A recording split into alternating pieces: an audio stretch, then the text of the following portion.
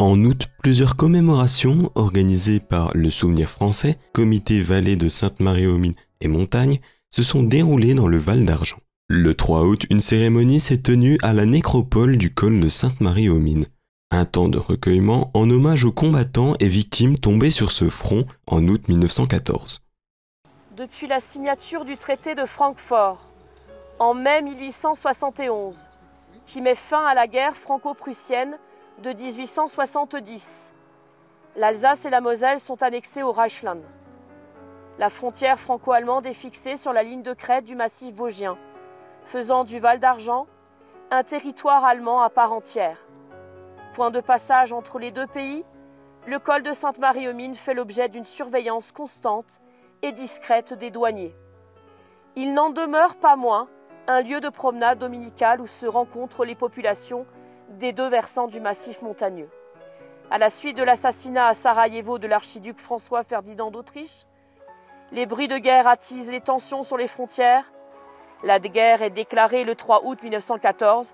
Le 8 août, le général Dubail, commandant la première armée française, ordonne au 21e corps d'armée de conquérir les cols de Sainte-Marie-aux-Mines et du Bonhomme. L'attaque est déclenchée à 11h par le 31e bataillon de chasseurs, à pied, qui subit de lourdes pertes. Il ne parvient à occuper le col que dans la soirée. Au cours de la nuit, ordre est donné au 149e régiment d'infanterie, en réserve à Saint-Dié, d'attaquer immédiatement les hauteurs au nord du col. Le 149e RI perd dans ces combats près de 600 tués et blessés. Le vendredi 15 août, une nouvelle commémoration a eu lieu au col de Schlingut en mémoire des 19 soldats français tombés ici même en 1914. Garde-vous, portez drapeau.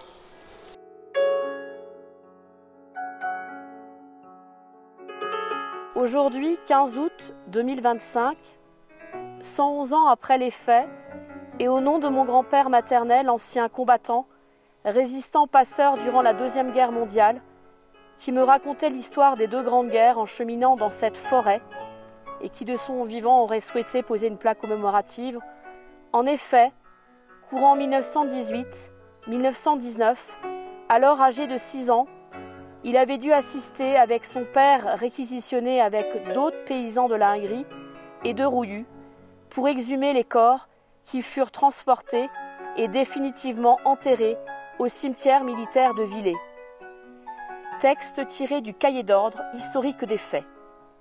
14 août 1914. Séjour au col d'Urbeis de la Hongrie et au Climont. La 5e compagnie est poussée au village d'Urbeis, bivouac. 15 août 1914. Progression dans la vallée d'Urbeis. Départ 5h30 en 3 colonnes. A. De gauche, 6 compagnies sur le Schlindenberg. B. Du centre 2, compagnie sur la route d'Urbeis à Schlestatt. C. De droite, le 3e bataillon par Schlingut. La 10e compagnie, liaison entre la colonne du centre et celle de droite, marche sur le flanc droite de la route par les Avias, qui est un lieu-dit. La 9e compagnie arrière-gauche du 3e ne peut dépasser Schlingut. Les 11e et 12e se portent en échelon sur sa gauche pour la dégager d'un vif combat. Voici la liste des 19 soldats morts pour la France le 15 août 1914. Certains furent enterrés sous ce tas de cailloux, un petit peu plus bas, sommairement, d'autres au cimetière de Villers, car ils périrent des suites de leurs blessures.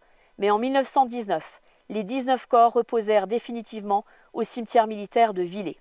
Une bonne organisation protocolaire a permis de mener à bien ces temps de mémoire. Retracement des faits historiques et des pots de gerbes ont rythmé les cérémonies avant que la Marseillaise ne vienne les clôturer. Aux enfants de la patrie, le jour de gloire est arrivé.